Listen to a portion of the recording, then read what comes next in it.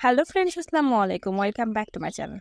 আজকের ভিডিওতে আমি আপনাদের সাথে খুবই মজাদার এবং অনেক সুস্বাদু একটা ভর্তা রেসিপি শেয়ার করব। আর এই ভর্তাটা আমি বানাবো আজকে সজনে পাতা এবং রুই মাছ দিয়ে। আপনারা সকলেই জানেন যে সজনে পাতা আমাদের স্বাস্থ্যের জন্য কতটা উপকারী। ডায়াবেটিস রোগীদের যেমন এটা ডায়াবেটিস নিয়ন্ত্রণে সাহায্য করে, তেমনি যাদের অ্যালার্জি সমস্যা আছে তারা কিন্তু এই সজনে পাতা খাইলে আপনাদের অ্যালার্জি অনেকটা কমে যাবে। তো আমি এখানে সজনে পাতা ভর্তার জন্য গাছ থেকে কিছু সজনে পাতা পেড়ে নিয়েছি। এখন এই সজনে পাতাগুলো আমি এভাবে বেছে নেব। আর সজনে পাতাগুলো বাছার জন্য এরকম যে শিরাগুলো রয়েছে, আমি এই যে শক্ত যে শিরা আছে সেগুলো নিচ্ছি না, আমি শুধুমাত্র পাতাগুলো এভাবে করে বেছে নিচ্ছি। সাধারণত সচরাচর সব এলাকার কম বেশি অনেকেই আমরা কিন্তু সজনে তরকারি রান্নাটা খেয়েছি, কিন্তু অনেকেই হয়তো বা এভাবে সজনে পাতার ভর্তা কিংবা ভাজিটা খেয়ে থাকেননি। তাদের জন্য বলছি, তারা অবশ্যই একবার বাসায় এটা ট্রাই করবেন, দেখবেন কতটা মজা লাগে। তা আমি এখানে সবার প্রথমে শাকগুলো খুব ভালোভাবে বেছে নিয়েছি, তারপরে এভাবে একটা কুলোর উপরে এভাবে বটি পাতিয়ে তারপরে শাকগুলো আমি অল্প অল্প করে হাতে নিয়ে এভাবে কুচি কুচি করে নিচ্ছি। আর এভাবে কুচি করে নিলে কি একটু দেখতেও অনেক ভালো লাগে।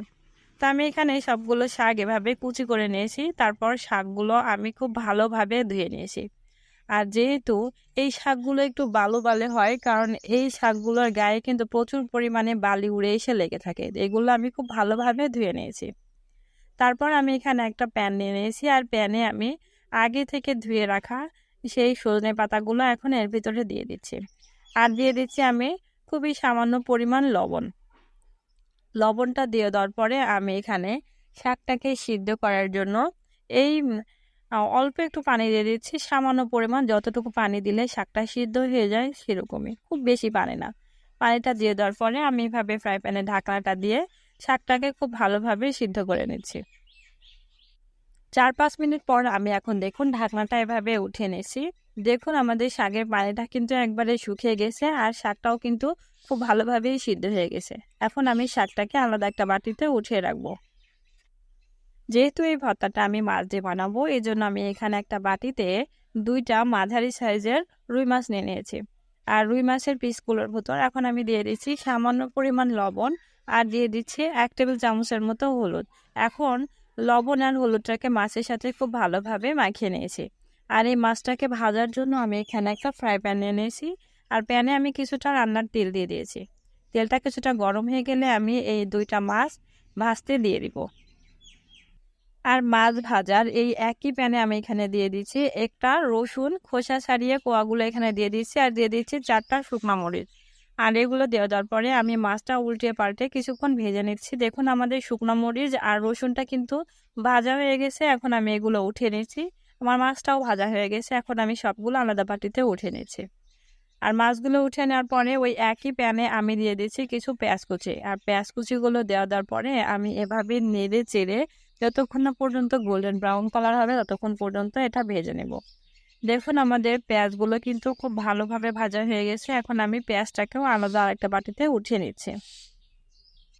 ভর্তাটা বানানোর জন্য আমি এখানে একটা প্লেট নিয়ে নিয়েছি, আর প্লেটে আমি আগে থেকে ভেজে রাখা মাছ 2টা নিয়ে নিয়েছি।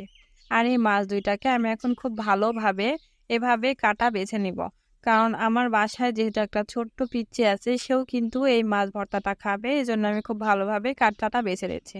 আমার নিজেরই কাটা বাঁধে, তো আমি আর ছোট পিচ্চির দই দেবো কি। তো আমি এখন কাটাগুলো খুব ভালোভাবে বেছে নিয়েছি। দেখুন মাছটা বাছা হয়ে গেছে, এখন আমি এর ভিতরে নিয়ে নিচ্ছি আগে থেকে ভেজে রাখা 4-5টা যে শুকনো মরিচ ছিল সেগুলো।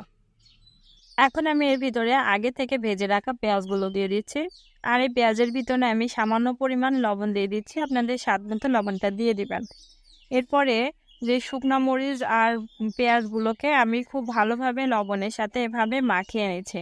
ঠিক যেভাবে আমরা মরিচ ভর্তা করি সেভাবে ঝাল পেঁয়াজটাকে মেখে তারপর আমরা এভাবে যে মাছটা বেছে রেখেছিলাম সেই মাছগুলো দিয়ে এভাবে ভর্তা রেডি করে নিব।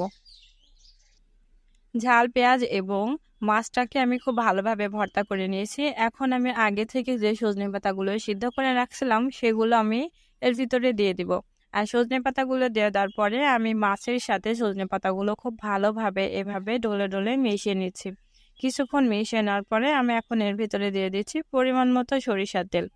সরিষার তেলটা দিয়ে দেওয়ার পরে আমি শাকগুলো খুব ভালোভাবে আবারও এভাবে মিশিয়ে নিচ্ছি।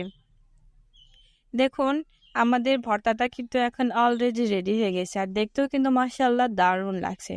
আর এই ভর্তাটা কিন্তু গরম ভাতের সাথে খেতে অসাধারণ মজা লাগে। তৈরি হয়ে গেল খুবই মজাদার সজনে পাতা এবং রুই মাছের ভর্তা রেসিপি। আর এই রেসিপিটা কিন্তু আপনারা বাসায় খুব সহজে ঝটপট বানিয়ে নিতে পারবেন। ফ্রেন্ডস, আমার ভিডিওটি যদি আপনাদের কাছে ভালো লেগে থাকে তাহলে অবশ্যই লাইক কমেন্ট করবেন, আর আপনার ফ্রেন্ডস অ্যান্ড ফ্যামিলি মেম্বারদের সাথে শেয়ার করে দিবেন। আর এরকম আরও নতুন নতুন ভিডিও পেতে আমার চ্যানেলটা সাবস্ক্রাইব করে আমার সাথেই থাকবেন। আজ এ পর্যন্তই, সবাই ভালো থাকবেন, সুস্থ থাকবেন, আল্লাহ হাফেজ।